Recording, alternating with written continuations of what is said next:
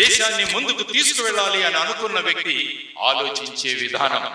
So always remember why, what, how. కానీ దీన్ని ఏం చేశారంటే ఒక సినిమాలో ఒక కామెడీగా మార్చేశారు. మన సినిమాల్లో మా అత్యంత ఆప్తులు, నా మిత్రులు బాబు మోహన్ గారు, ఆయన సినిమాల్లో ఎందుకు, ఏమిటి, ఎలా అన్న ఒక డైలాగ్ ఉంది. ఇది కామెడీగా మార్చారు. ఆయన మంచి మిత్రులు, మేము మాట్లాడుతుంటాను ఎప్పుడు. కానీ ప్రతి దాని నుంచి కూడా ఏదో ఒక ఇన్స్పిరేషన్ పొందాలి అని మీరు నిర్ణయించుకున్న రోజున బ్రహ్మాండంగా ఉంటుంది. బ్రిటిష్ వాళ్ళు భారతదేశంలో భారతీయుల్ని బానిసలుగా చూస్తున్న సమయం, వాళ్ళ కోసం వాట్సన్ అనే ఒక హోటల్ కట్టుకున్నారు. ముంబైలో వాట్సన్ అనే హోటల్ కట్టుకున్నారు. ఆ హోటల్ ముందు ఒక బోర్డు పెట్టారు, కుక్కలకి భారతీయులకి ఈ హోటల్లో ప్రవేశం లేదు అన్నారు. Dogs and Indians are not allowed in this hotel. మన భారతదేశం బ్రిటిష్ పరిపాలనలో ఆ విధమైన బోర్డు చూసుకున్నాడు. అప్పుడు అక్కడికి ఒక గొప్ప వ్యక్తి వచ్చి ఆ బోర్డు చూశాడు. ఆ హోటల్లో వెళ్ళడానికి ప్రయత్నిస్తే అతన్ని అవమానించాడు. అప్పుడు ఆయన ప్రశ్న వేసుకున్నాడు. ఏమని వేసుకున్నాడు? వై, ఎందుకు నాకు అవమానం? అంటే నీ దేశంలో ఆంగ్లేయులు ప్రవేశించారు కాబట్టి ఈ విధమైన అవమానం జరుగుతోంది. ఎక్కడ జరిగింది అవమానం అతనికి? వాట్సన్ హోటల్లో. కాబట్టి వాట్సన్ హోటల్లో నాకు అవమానం జరిగింది కాబట్టి వాట్ ఐ షుడ్ డూ, దీనికి పోటీగా ఇంకొక హోటల్ నేను కడతాను అని నిర్ణయించుకున్నాడు. వై అయిపోయింది, వాట్ అయిపోయింది. ఇంకా మిగిలిపోయినది ఏంటి? హౌ. ఎలా కట్టాలి అంటే ప్రపంచంలో ఉన్న బెస్ట్ టెక్నాలజీని అంతా తీసుకొచ్చి ఆయన బ్రహ్మాండమైన హోటల్ నిర్మించాడు అక్కడ. వై, రెండవది వాట్, మూడవది హౌ. 3 ప్రశ్నలు వేశాడు. 3 ప్రశ్నలకి సమాధానాలు దొరికాయి. అక్కడ బనారస్ హిందూ యూనివర్సిటీ వెలిసింది. చూడండి, ఇది ఒక ఇన్స్పిరేషన్ ఇచ్చిన వ్యక్తి, ఒక ఇన్స్పిరేషన్ కావలసిన వ్యక్తి, దేశాన్ని ముందుకు తీసుకువెళ్ళాలి అని అనుకున్న వ్యక్తి ఆలోచించే విధానం. So always remember why, what, how.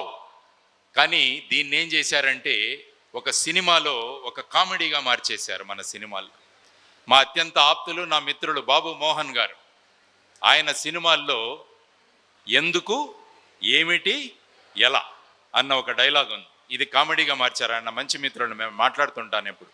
కానీ ప్రతి దాని నుంచి కూడా ఏదో ఒక ఇన్స్పిరేషన్ పొందాలి అని మీరు నిర్ణయించుకున్న రోజున బ్రహ్మాండంగా ఉంటుంది. ఇంకొక వ్యక్తి గురించి చెబుతాను, ఎందుకంటే ఆజాదీ కా అమృత్ మహోత్సవ్ గురించి మాట్లాడుతున్నాం. భారతదేశంలో ఇన్స్పిరేషన్ పొందిన వ్యక్తుల గురించి మాట్లాడుతున్నాం.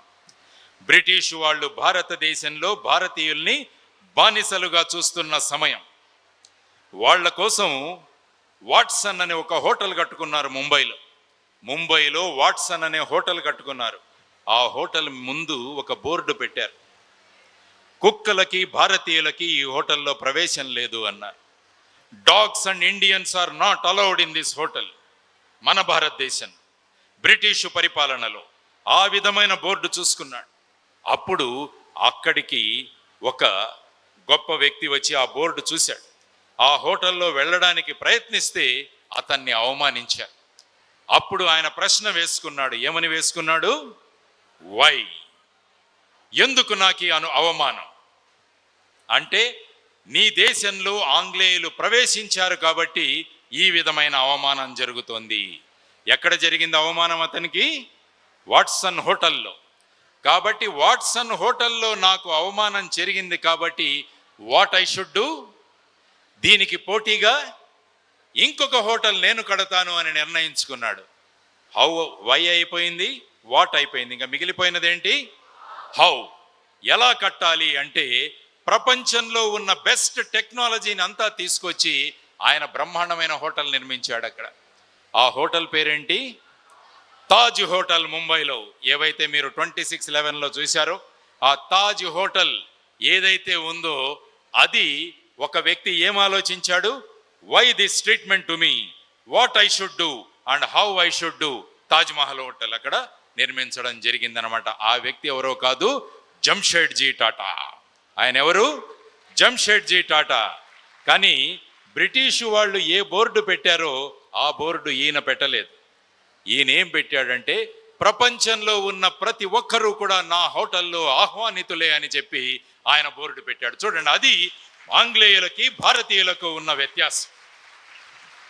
అందుకనే మనం ఎప్పుడూ నమ్ముతాం భారతదేశంలో సర్వే భవంతు సుఖినః, సర్వే సంతు నిరామయ, సర్వే భద్రాణి పశ్యంతు, మా కశ్చిత్ దుఃఖ భాగ భవేత్ అన్నది భారతదేశ సంస్కారం. కాబట్టి ప్రపంచంలో ఉన్న ఎవరైనా వచ్చి నా హోటల్లో ఉండొచ్చు అన్నాడు. దాంతో వాట్సన్ హోటల్లో ఎవరూ ఉండకుండా తాజ్ మహల్ హోటల్కి వచ్చారు. అది ఒక భారతీయుడు సృష్టించిన ఒక గొప్ప అద్భుతం. దానికి కారణం ఏంటి? ప్రధానంగా మళ్ళా 3 ప్రశ్నలే: వై, వాట్ అండ్ హౌ. ఈ విధంగా భారతదేశాన్ని ముందుకు తీసుకువెళ్ళిన మహానుభావుడు. ఎందరో గిరిజనుల బ్రతుకులు ఆంధ్రప్రదేశ్ రాష్ట్రంలో, ఆంధ్ర రాష్ట్రంలో చెల్లా చెదురైపోయాయి.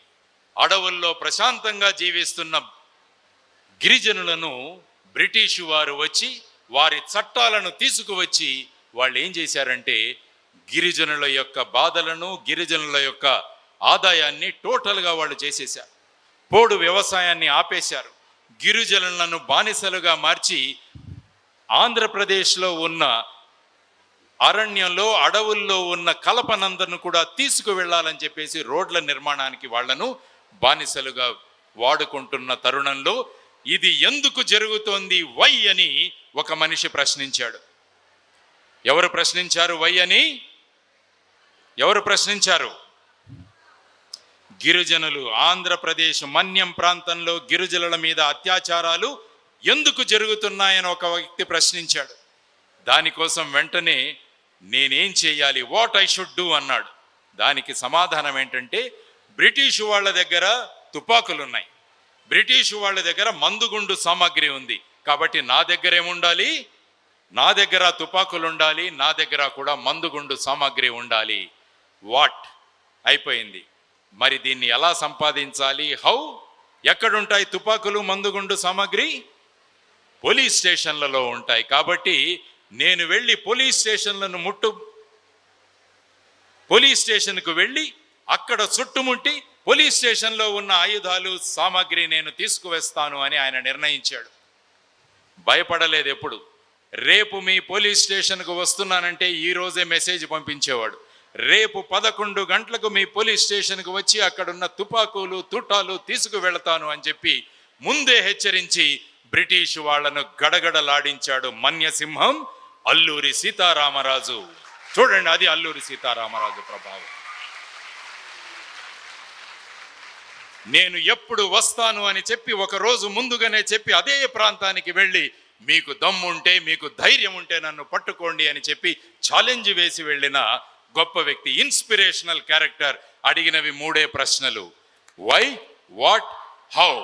కాబట్టి ఎవరైతే ఈ 3 ప్రశ్నలు వాళ్లకు వాళ్ళు ప్రశ్నించుకుంటారో వాళ్లకు వెంటనే సమాధానాలు దొరుకుతాయి. వాళ్ళు ఇన్స్పిరేషనల్ పీపుల్గా మారగలరు. ఇది ప్రధానంగా మనం గుర్తించుకోవాల్సిన అంశం. కాబట్టి ఈరోజు ఈ సభలో నేను ముఖ్యంగా మిమ్మల్ని అడిగేది ఏంటంటే, ఈ కార్యక్రమం అయిన తర్వాత ప్రతిరోజు మీరు చేస్తున్న ప్రతి పని ఏదైతే ఉందో దానిలో ఉదయం లేచి ప్రశ్నించుకోండి. ఎందుకు, ఎలా, ఏమిటి, ఆ తర్వాత నేను ఎలా చేయాలి అని చెప్పి మీరు ఊహించుకుంటే మీ జీవితాలు బ్రహ్మాండంగా మారిపోతాయి. నిన్నటి మీకు, ఈ రోజటి మీకు బ్రహ్మాండమైన మార్పు మీలో కనిపిస్తుంది. ఇలా చిన్న చిన్న మార్పులు తీసుకుంటూ వస్తూ మన జీవితాన్ని గనక మార్చుకుంటే కొన్ని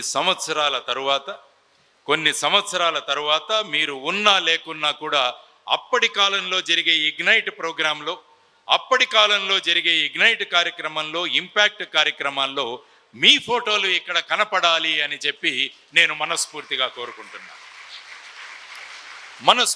కోరుకుంటున్నాను మీ ఫోటోలు. ఎందుకంటే వీళ్ళు కూడా వై, వాట్, హౌ అని ప్రశ్నించిన గొప్పవాళ్ళు. భారతదేశానికి రక్షణ వలయం లేదు, భారతదేశం ఇంత డిఫెన్స్లో ఇంత వీక్గా ఉంది అని వై అని ఆలోచించాడు వ్యక్తి డాక్టర్ ఏపీజే అబ్దుల్ కలాం. దానికోసం వాట్ ఐ షుడ్ డూ, మిసైల్స్ను డెవలప్ చేయాలని నిర్ణయించాడు. మిసైల్స్ కావాలి భారతదేశానికి, కాబట్టి ఎలా చేయాలి, how I should do. DRDO సంస్థల్లో బ్రహ్మాండమైన టెక్నాలజీని తీసుకువచ్చి రాత్రింబవళ్ళు శ్రమించి భారతదేశానికి కావలసిన మిసైల్స్ను సృష్టించారాయన. ఆకాష్ కావచ్చు, అగ్ని కావచ్చు, పృథివీ కావచ్చు, బ్రహ్మోస్ కావచ్చు, ఇలాంటి రకరకాల క్షిపణులు చేసి ఇప్పుడు భారతదేశం రక్షణ వలయంలో ఉంది. అదేవిధంగా భారతదేశం యొక్క స్పేస్ రీసెర్చ్ కూడా చాలా గొప్పగా డెవలప్ చేశాడు ఆయన. భారతదేశం ఇప్పుడు ఏ స్థాయికి చేరిందంటే ఒకే ఒక లాంచ్ వెహికల్ నుంచి 108 చిన్న శాటిలైట్స్ని ప్రపంచానికి పంపించే తాకత్తు భారతదేశానికి ఈ మహానుభావుడి వల్ల వచ్చింది. అది మనం గమనించాం. దానికి ప్రధానమైన కారణం 3 ప్రశ్నలు. వై, వాట్, హౌ అని ప్రశ్నించుకున్నాడు, తయారు చేశాడు, భారతదేశాన్ని ఈ స్థాయికి తీసుకువెళ్ళాడనమాట. ఇది మనం నేర్చుకోవాల్సిన ఇన్స్పిరేషన్. కానీ సేల్స్ తక్కువగా ఉన్నాయి, రేట్లు డిస్కౌంట్ ఇస్తున్నారు, ఆ తర్వాత మా ఫ్రెండ్స్ అంతా కొంటున్నారు, ఇలాంటి మ్యానిపులేషన్లో మాకు ఫ్రీగా కంప్యూటర్లు ఇస్తామంటున్నారు, మాకు ఫ్రీగా సైకిళ్ళు ఇస్తామంటున్నారు. ఈ విధమైన మ్యానిపులేషన్లో మనము చిక్కుకుపోతే మరి ఇన్స్పిరేషన్ ఎప్పుడు పొందుతాము అన్నది మీరు ఆలోచించాల్సిన అంశం. ఆ తర్వాత ఎప్పటి నుంచో సమాజంలో ఉన్న అస్పృశ్యత, నీవు ఈ కులంలో పుట్టావు కాబట్టి నువ్వు మాతో పాటు కూర్చోకూడదు అన్న ఒక విధానాన్ని చూసి ఒక వ్యక్తి ప్రశ్నించుకోవడం మొదలుపెట్టాడు. వై దిస్ ఈజ్ హ్యాపెనింగ్, ఎందుకు జరుగుతోంది అంటే ఆయన చూపించాడు ఈ విధంగా అస్పృశ్యత జరుగుతోంది, దానికి ప్రధానమైన కారణం ఏంటి, వాట్ ఐ షుడ్ డూ అన్నాడు. దానికోసం విద్య కావాలి అన్నాడు, ఎడ్యుకేషన్. తనను గొప్ప విద్యావంతుడుగా చేసుకున్నాడు. ఆ వచ్చిన తర్వాత మళ్ళా భారతదేశంలో ఒక విశిష్టమైన సంఘర్షణను సృష్టించి భారతదేశంలో ఈ అస్పృశ్యత అన్నదాన్ని నివారించడానికి రాజ్యాంగం ద్వారా కంకణం కట్టుకొని రాజ్యాంగాన్ని మన ముందుకు తీసుకువచ్చిన మళ్ళా 3 ప్రశ్నలు తనకు తాను వేసుకున్న గొప్ప వ్యక్తి doctor Babasaheb Ambedkar. Why, what, how, why, what, how, ఎందుకు ఈ కుల వివక్ష, దానికోసం ఏం చేయాలి, ఎలా చేయాలి అనుకున్నాడు. ఈరోజు మనమందరమే కాదు ప్రపంచం కూడా గర్విస్తున్న రాజ్యాంగాన్ని భారతదేశానికి ఇవ్వగలిగాడు. కాబట్టి ఇంతమంది ఇన్స్పిరేషన్ పీపుల్ మన ముందు ఉన్నప్పుడు వాళ్ళు ఇచ్చిన సింపుల్ సొల్యూషన్ ఈ 3 ప్రశ్నలు మీరు వేసుకోండి. ఈ 3 ప్రశ్నలకు మీకు పాజిటివ్ సమాధానాలు దొరుకుతాయి. ఆ పాజిటివ్ సమాధానాల ద్వారా మీరు మీ ఆలోచనలు మార్చుకుంటే ఖచ్చితంగా మీరు కూడా ఇన్స్పిరేషనల్ పీపుల్గా మారుతారు అన్నది మనం చేసుకోవాలి. కాబట్టి ఈ విధమైన ఆలోచనలతో గనక మనం మన ఆలోచన విధానాలను మార్చుకుంటే బ్రహ్మాండంగా ఉంటుంది. వై అని అడిగాడు ఇంకొక మహానుభావుడు, మీకు చెప్తాను. నా మంచి మిత్రుడు ఆయన. అమ్మా నాన్నలు మగ్గం వేస్తున్నారు. మన ధర్మవరంలో కూడా మగ్గాలు ఉన్నాయి. అక్కడికి వెళ్ళి చూడండి, నేను వెళ్ళి చూశాను. ఆ గుంత మగ్గాల్లో కూర్చొని ఎంత కష్టాలతో చీరలు నేస్తున్నారో అన్నది చూడాల్సిన అంశం దొరికింది. అదేవిధంగా వాళ్ళకి ఆరోగ్య సమస్యలు, ఆ తర్వాత బీదరికం, ఈ 2 ఉన్నాయి. కాబట్టి ఒక వ్యక్తి ప్రశ్నించాడు, వై, ఎందుకు ఈ పేదరికం, ఎందుకు ఈ అనారోగ్యం అంటే వెంటనే నేనేం చేయాలి అన్న సమాధానం అతని దొరికింది.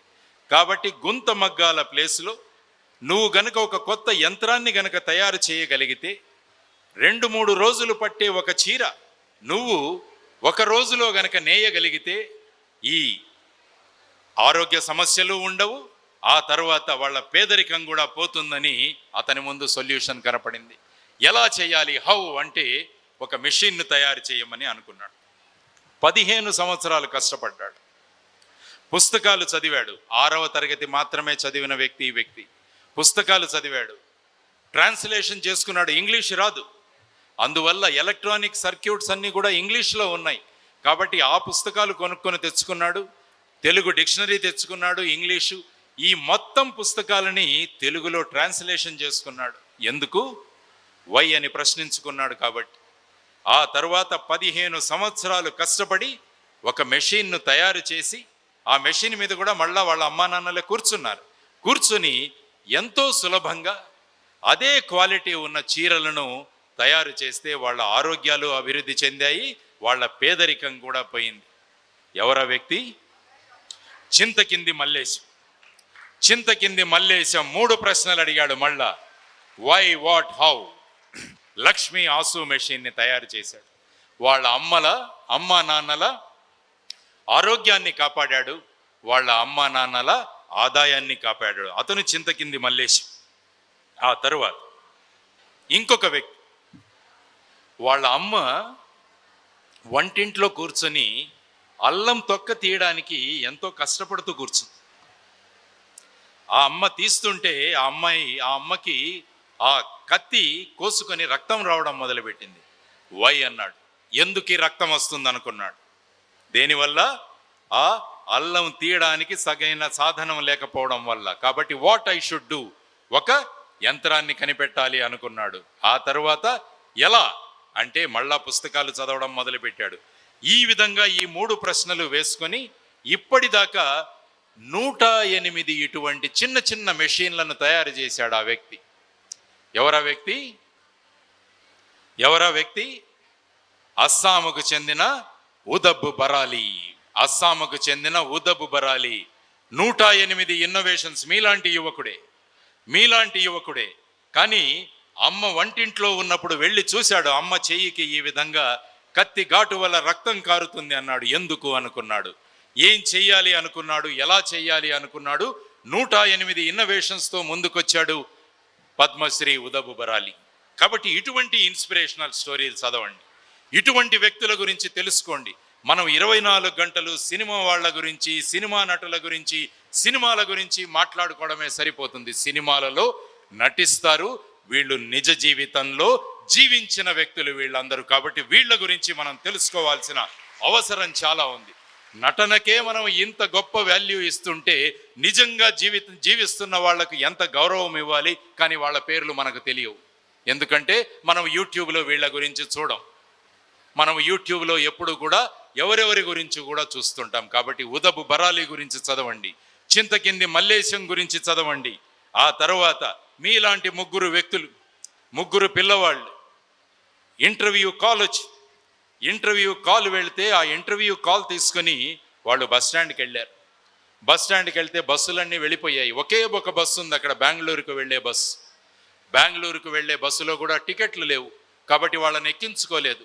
కాబట్టి మరుసటి రోజు వాళ్ళు హాజరవ్వాల్సిన ఇంటర్వ్యూ హాజరు కాలేకపోయారు. ఉద్యోగాలు రాలేదు.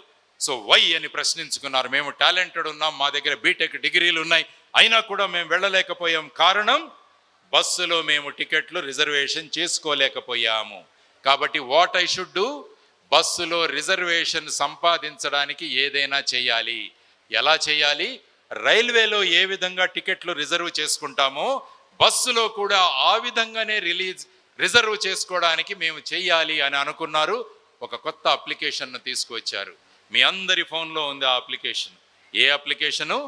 Red bus application. 3 విద్యార్థులు మీలాంటి వాళ్ళు 3 ప్రశ్నలు వేసుకున్నారు. Why, what, how. RedBus application తయారై 2 సంవత్సరాలు వాళ్ళు నడిపి దాన్ని అమ్మేశారు. అమ్మేస్తే ఎంత వచ్చిందో తెలుసా మీకు? వాళ్ళందరికీ 1600 కోట్లు వచ్చింది. ఈ 3 విద్యార్థులకి 1600 crores. దేనికి? 3 ప్రశ్నలకి. Why, what, how. ఎందుకు, ఏమిటి, ఎలా అనుకున్నారు. 1600 కోట్లు 3 పంచుకున్నారు.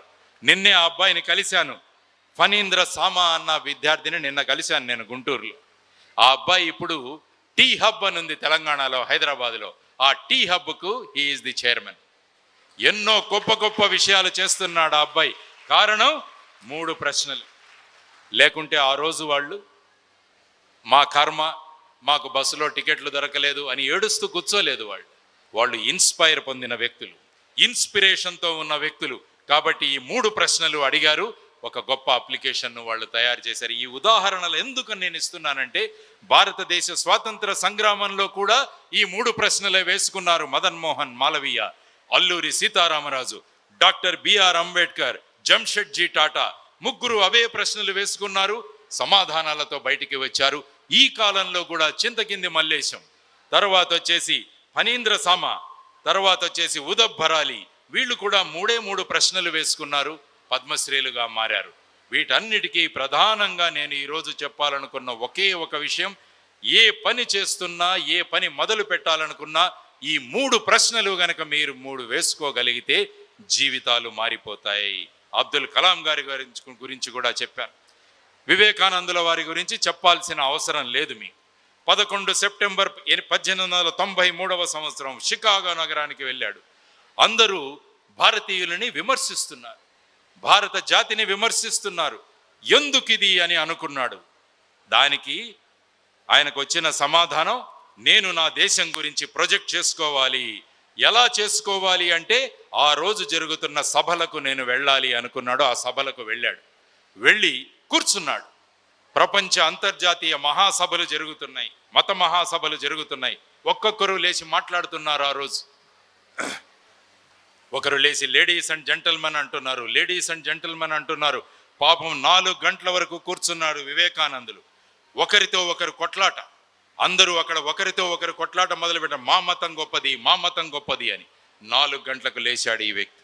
స్టేజ్ మీదకి నిలబడ్డాడు, మైకు అందుకున్నాడు. Sisters and brothers of America అన్నాడు. అంతే. మొత్తం సభ అంతా కూడా లేచి నిలబడింది. సభ అంతా కూడా లేచి నిలబడింది. 2 నిమిషాలు స్టాండింగ్ ఓవేషన్, చప్పట్లు కొడుతూ ఉండిపోయారు. మనకు అర్థం కాదు ఎందుకు కొట్టారు అన్న దాని గురించి. అందుకనే చెప్పాను, ఆ రోజు ఉదయం నుంచి ప్రతి ఒక్కరూ కూడా లేచి నిలబడి ladies and gentlemen, ladies and gentlemen అంటున్నారంటే ప్రపంచంలో ఉన్న ఇతర మతాలు ప్రజల్ని ఎలా చూస్తున్నాయంటే ఆడవాళ్ళుగాను మగవాళ్ళుగాను చూస్తున్నాయి. కానీ వివేకానందుడు లేచి నిలబడి sisters and brothers of America అనగానే ఇక్కడ ఉన్న ఆడవాళ్ళందరూ కూడా మా సోదరీమణులు, ఇక్కడ ఉన్న మగవాళ్ళందరూ కూడా మా సోదరులు, ఇది భారతదేశం యొక్క సంస్కృతి అని ఆయన ప్రపంచానికి ఎలుగెత్తి చాటినవాడు స్వామి వివేకానంద. చూడండి, అప్పటి నుంచి భారతదేశం అంటే ఏంటో ప్రపంచానికి తెలిసింది. కొన్ని నెలలు అమెరికాలోనూ కొన్ని నెలలు ఇతర దేశాల్లోనూ ఉండి భారతదేశ సంస్కృతి సంస్కారాల గురించి ప్రపంచానికి ఎలుగెత్తి చాటి భారతదేశ పూర్వ వైభవాన్ని తీసుకొచ్చిన మహానుభావుడు స్వామి వివేకానంద. మళ్ళా 3 ప్రశ్నలు వేసుకున్నాడు. Why, what, how. ఎందుకు ఈ పరిస్థితిలో ఉంది, ఏం చెయ్యాలి, ఎలా చెయ్యాలి, ఈ 3 ప్రశ్నలకు సమాధానం వచ్చింది. ఆయన శాశ్వతంగా ఉన్నాడు మనలో, శాశ్వతంగా ఉండిపోయాడు ఆయన మనలో. ఎన్నో 100-150 సంవత్సరాల ముందు జన్మించిన ఒక వ్యక్తి, అటువంటి వ్యక్తి ఇంకా జీవించి ఉన్నాడంటే దానికి కారణం 3 ప్రశ్నలు. కాబట్టి రేపటి నుంచి ఏ ప్రశ్నలు అడుగుకుంటారు మీరు ఒకరినొకరు? వై, హౌ, ఈ 3 ప్రశ్నలు అడగండి. ఆ తర్వాత ఈ 3 ప్రశ్నలు అడిగిన తర్వాత నన్ను నేను ఏ విధంగా మార్చుకోవాలన్న దాని గురించి కూడా కొంతసేపు మనం మాట్లాడుకుందాం. నన్ను నేను ఏ విధంగా మార్చుకోవాలి అంటే వై, వాట్, హౌ అన్నది నేను నిర్ణయించుకున్నాను. ఎందుకు, ఏమిటి, ఎలా. ఇప్పుడు నన్ను నేను ఏ విధంగా మార్చుకోవాలన్న దాని గురించి ఒక రాళ్ళు కొట్టే ఒక వ్యక్తి ఉన్నాడు. ఒక వ్యక్తి రాళ్ళు కొడుతూ ఉన్నాడు. 100 సార్లు ఉలితో కొట్టాడు, కానీ ఆ రాయి విరగలేదు. 101 సారి కొట్టాడు, రాయి విరిగింది. కాబట్టి రాయి 101 దానికి ఆ ఒక్క దెబ్బకు విరిగిందా, లేకుంటే ఈ 101 దెబ్బలకి విరిగిందా? ఒక దెబ్బకా 101 దెబ్బలకా? 101 దెబ్బలకి. కాబట్టి మనం నేర్చుకోవాల్సింది ఏంటంటే, మనం మారాలంటే చిన్న చిన్న దెబ్బలు మనము తింటూ తింటూ తింటూ గనక వెళ్ళగలిగితే మన జీవితాన్ని మనం కూడా మార్చుకోవచ్చు అన్నది ఈ చిన్న ఉదాహరణ ద్వారా మనకు తెలుస్తుంది మీ అందరికీ. సీతాకోక చిలుక దాని మనసులో ఒకే ఒక కోరిక, ఏమని? నేను సీతాకోక చిలుకనై బ్రహ్మాండంగా నేను ఎగరాలి అని చెప్పేసి ఆ కోరిక ఉంది. అందువల్ల సీతాకోక చిలుక గుడ్డును కూడా ప్రశ్నిస్తే దాని మనస్సులో ఏమొస్తుందంటే సమాధానం, నేనేమవ్వాలి? సీతాకోక చిలుకగా మారాలి, దానికోసం నేను కష్టపడాలి అని ఆనందంగా కష్టపడుతుంది. లార్వాగా మారుతుంది. క్యాటర్పిల్లర్ ఎంత అసహ్యంగా ఉంటుందండి. అమ్మాయిలు దూరంగా చూస్తుంటేనే అసహ్యించుకుంటారు లార్వాని. అంత ఒళ్ళంతా కూడా వెంట్రుకలు ఉంటాయి, అసలు దాన్ని మనం చూడలేం. కానీ దాని మనసులో ఏముందంటే, నేను రేపు సీతాకోక చిలుకగా మారాలి, కాబట్టి ఈ దశ నుంచి నేను వెళ్ళాలి అని ఆనందంగా అది పని చేసుకుంది. ఎందుకంటే అది ఆల్రెడీ సీతాకోక చిలుకగా మారిపోయానని మనస్సులో భావన ఏర్పడిపోయింది. కాబట్టి ఈ కష్టాలన్నీ కూడా కష్టాలు అనిపించవు. లార్వా అయిపోయిన తర్వాత ప్యూపాగా మారుతుంది. లార్వా అయిపోయిన తర్వాత ప్యూపాగా మారుతుంది. ఆ ప్యూపాలో కూడా ప్రశాంతంగా కూర్చొని ఉంటుంది. ఎంత కష్టం ప్రశాంతంగా కూర్చోవాలంటే. ఒక్కరు మిమ్మల్ని కూడా ఒక గదిలో వేసేసి ప్రశాంతంగా కూర్చోమంటే కూర్చోలేరు మనం. కానీ ఆ సీతాకోకచిలుక, నేను తెలుసు ఇక్కడ కూర్చుంటే తప్ప నేను సీతాకోకచిలుక అవ్వలేనని దానికి ముందే తెలుసు. కాబట్టి ప్రశాంతంగా కూర్చొని ఎంతో కష్టంగా దాని నుంచి బయటికి వచ్చి బ్రహ్మాండమైన సీతాకోకచిలుకగా ఎదురుతుంది. కానీ ఎన్ని రోజులు జీవించడానికి? సీతాకోకచిలుక ఎన్ని రోజులు జీవిస్తుంది? కొన్ని సీతాకోకచిలుకలు మ్యాక్సిమం ప్రపంచంలో చూస్తే 1 సంవత్సరం జీవించే ఉన్నాయి, కొన్ని 23 రోజులు మాత్రమే జీవిస్తాయి, కొన్ని 1 రోజు మాత్రమే జీవించే సీతాకోకచిలుకలుగా ఉన్నాయి. కానీ దాని జీవితం ఎలా ఉంది? ఈ ప్రాసెస్ అన్ని చేయాలి. 1 సంవత్సరం జీవించబోయే చిలుక, 23 రోజులు జీవించబోయే సీతాకోకచిలుక, 1 రోజు జీవించే సీతాకోకచిలుక కూడా జీవితంలో ఈ 3 దశల్లోంచి వెళ్లాల్సిందే. కాబట్టి దానికి ప్రధానమైన కారణం ఏంటంటే, నేను సీతాకోకచిలుకగా మారతాను అని మొదటిలోనే గనక మనం నిర్ణయించుకోగలిగితే ఈ కష్టాలేవి కూడా మనకు కష్టాలు అనిపించవు. కాబట్టి మీరు చేయాల్సిన ఇంకొక ప్రధానమైన అంశం ఏంటంటే, మీరు ఆల్రెడీ వెళ్ళి అక్కడ కూర్చోవాలి. ఆల్రెడీ నేను అయిపోయాను అని అనుకోవాలి. అప్పుడు మీలో మార్పులు వస్తాయి. మిమ్మల్ని ఒక ప్రశ్న అడుగుతాను ఇప్పుడు. ప్రపంచంలో అతి పెద్దదైన శిఖరం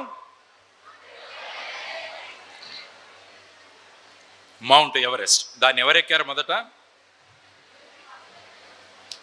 ఎవరెస్ట్ను మొదట ఎక్కిన వాళ్ళు ఎవరు? ఎవరెస్ట్ను మొదట ఎక్కిన వాళ్ళు ఎవరు? సమాధానాలు సమాధానాలు సమాధానాలు.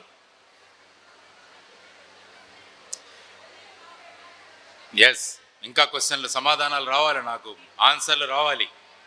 ఆన్సర్లు రావాలి. మీరు కాదు, ట్రైనర్స్ కాదు, పిల్లలు చెప్పాలి ఆన్సర్స్.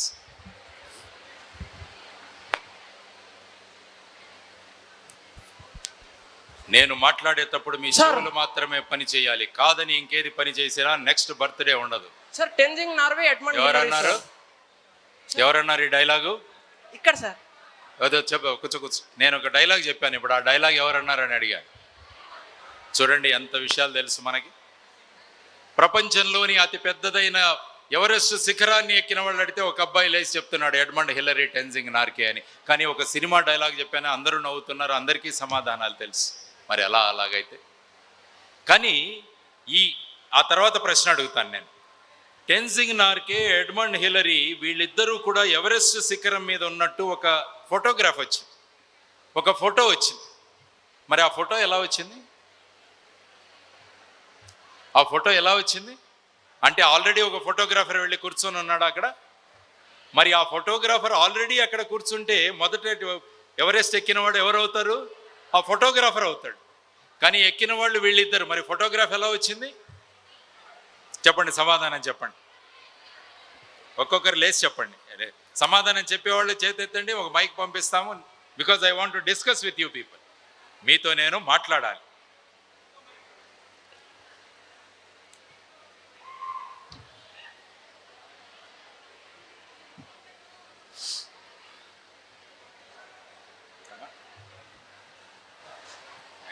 అక్కడ కుర్రాడు ఎవరో మాట. Anybody? Edmund Hillary, Tenzing Norgay మొదట ఎవరెస్ట్ శిఖరం ఎక్కితే మరి వాళ్ళ ఫోటో తీసింది ఎవరు? అప్పుడు ఈ సెల్ఫీలు కూడా లేవు. నేను సమాధానం చెప్తాను దీనికి. ఎందుకంటే వాళ్ళు ముందే నిర్ణయించుకున్నారు మేము ఖచ్చితంగా ఎవరెస్ట్ ఎక్కుతామని. వాళ్ళ మనసుల్లో ముందే ఎవరెస్ట్ మీద ఎక్కామని నిర్ణయించుకున్నారు. కాబట్టి వాళ్ళ కిట్ బాక్స్లో వాళ్ళు ఒక కెమెరాని ముందే పెట్టేసుకున్నారు. వాళ్ళిద్దరు ఒక కెమెరాను వాళ్ళు ఆల్రెడీ వాళ్ళ కెమెరా వాళ్ళ కిట్ బ్యాగ్లో ఉంది. కాబట్టి అక్కడికి వెళ్ళినప్పుడు వాళ్ళు ఫోటోగ్రాఫర్ కోసం వెతకలేరు. వాళ్ళకు తెలుసు అక్కడ మేం తప్ప ఇంకెవరు ఉండమని చెప్పేసి. అందువల్ల మొదటిగానే వాళ్ళు నిర్ణయించుకొని వాళ్ళ కెమెరాను తీసుకువెళ్ళి అక్కడ ఆ కెమెరాను వాళ్ళు అక్కడ ఫోటో తీసుకున్నారు. ఇది ఎందుకు చెబుతున్నానంటే మీకు వాళ్ళు ముందే సిద్ధమైపోయారు. ఏమని? మేము ఖచ్చితంగా ఎవరెస్ట్ ఎక్కుతాము అని చెప్పేసి నిర్ణయం అవ్వడం వల్ల వాళ్ళ ఈ ప్రిపరేషన్ ఉంది. అదేవిధంగా మీరు కూడా ఆ విధమైన ప్రిపరేషన్తో ముందే సిద్ధమవుతే, కాబట్టి వాళ్ళిద్దరూ ముందే నిర్ణయించుకున్నారు మేము ఖచ్చితంగా ఎవరెస్ట్ ఎక్కుతాము. కాబట్టి మా కిట్ బ్యాగ్లో ఏముండాలి? కెమెరా ఉండాలి. కెమెరా తీసుకువెళ్ళారు. అది కాబట్టి మనం కూడా ఆ విధంగా ప్రిపేర్ అవుతే, నేను ఖచ్చితంగా రేపు మైక్రోసాఫ్ట్ CEO నవుతాను అని ఇప్పుడే నేను నిర్ణయించుకుంటే నా జీవితంలో ఏ మార్పులు తీసుకురావాలి అని నేను నిర్ణయించుకుంటాను. నేను రేపు రాష్ట్రానికి ముఖ్యమంత్రి కావాలి అని నేను అనుకుంటే నేనేం చేయాలి అన్నది నేను నిర్ణయించుకుంటాను. కాబట్టి ముందు అయిపోయాము అని మనం అనుకుంటే మన జీవితంలో మనం మార్పులు తీసుకురావచ్చు అన్నది ప్రతి ఒక్కరూ మనం గమనించాలన్నమాట. కాబట్టి ముందు వెళ్ళి అక్కడ నేను కూర్చున్నాను అని నేను అనుకోగలిగితే నా జీవితంలో ఏం మార్పులు తీసుకురావాలి? నేను గ్రామాలకు వెళ్ళాలి, నేను ప్రజలను కలవాలి, ప్రజా సమస్యలను తెలుసుకోవాలి, ప్రజలకు విద్య ఎలా ఇవ్వాలి, వైద్యాన్ని ఎలా అందించాలి, ప్రజలలో కరప్షన్ను ఎలా తగ్గించాలి, ఇవన్నీ కనుక నేను ఎప్పుడు నేర్చుకుంటానంటే నేను ముఖ్యమంత్రిని అవుతానని నేను నిర్ణయించుకున్న రోజున ఇవన్నీ నేను నేర్చుకుంటాను. కానీ ఆ నిర్ణయం లేకుండా నేను ఇవన్నీ చేయలేను. అదేవిధంగా మీరు ఒక కంపెనీకి CEO కావాలని మీరు నిర్ణయించుకున్న రోజున ఆల్రెడీ మీ ప్రవర్తనలో మార్పు వస్తుంది. మీరు అనవసరంగా టైం వేస్ట్ చేయరు, మీకున్న సమయాన్ని అద్భుతంగా మార్చుకుంటారు. ఉదయం 5 గంటలకే లేస్తారు, మీరు ఖచ్చితంగా మంచి వ్యాయామం చేసుకుంటారు, మంచి పుస్తకాలు చదువుతారు, గొప్ప గొప్ప విషయాలను పేపర్లో చూసి నేర్చుకుంటారు, గొప్ప గొప్ప వ్యక్తులతో మీరు మాట్లాడతారు. ఇవన్నీ ఎందుకు చేస్తున్నారు మీరు అంటే కారణం మీరు ఆల్రెడీ మనసులో నిర్ణయం అయిపోయారు, నేను ఆ కంపెనీకి CEO అయ్యాను అని. కాబట్టి అవుతాను అయ్యానుకు there is lot of difference. I want to be, I'm already. ఈ రెండిటి మధ్య గనక మీరు వ్యత్యాసం చూపించగలిగితే ఏమవుతుంది? మీ జీవితంలో మార్పులు వస్తాయి. కాబట్టి నేను చెబుతున్న మీకు ఇంకొక ఇంపార్టెంట్ సూచన ఏంటంటే ఈరోజు మీరు రాసేసుకోండి, నేను ఏమి అవుతాను కాదు, నేను ఏమి అయిపోయాను ఆల్రెడీ అని చెప్పేసి. అవుతాను అని రాసుకుంటే ఏమవుతుందంటే మళ్ళా మన పాత అలవాట్లు మనకు వచ్చేస్తాయి. ఫర్ ఎగ్జాంపుల్ చాలామంది సిగరెట్ స్మోకింగ్కి అలవాటు పడతారు. సిగరెట్ స్మోకింగ్ ఒక ఇద్దరు నిర్ణయించుకున్నారు, నేను తాగడం మానేయాలి అని చెప్పేసి. ఒకతని దగ్గరికి వెళ్ళి సిగరెట్ ఇచ్చాడు ఒకతను. అతను సిగరెట్ తీసుకోలేదు. ఏమన్నాడు? I want to quit smoking, నేను తాగడం మానేయాలి, కాబట్టి నేను సిగరెట్ తీసుకోను అని అన్నాడు. ఇంకొక అతని దగ్గరికి వెళితే I'm not a smoker, I'm not a smoker అన్నాడు. అంటే ఆల్రెడీ నిర్ణయించేసుకున్నాడు ఏమని? నేను స్మోక్ చెయ్యను. మొదటి వ్యక్తి ఏమనుకున్నాడు? నేను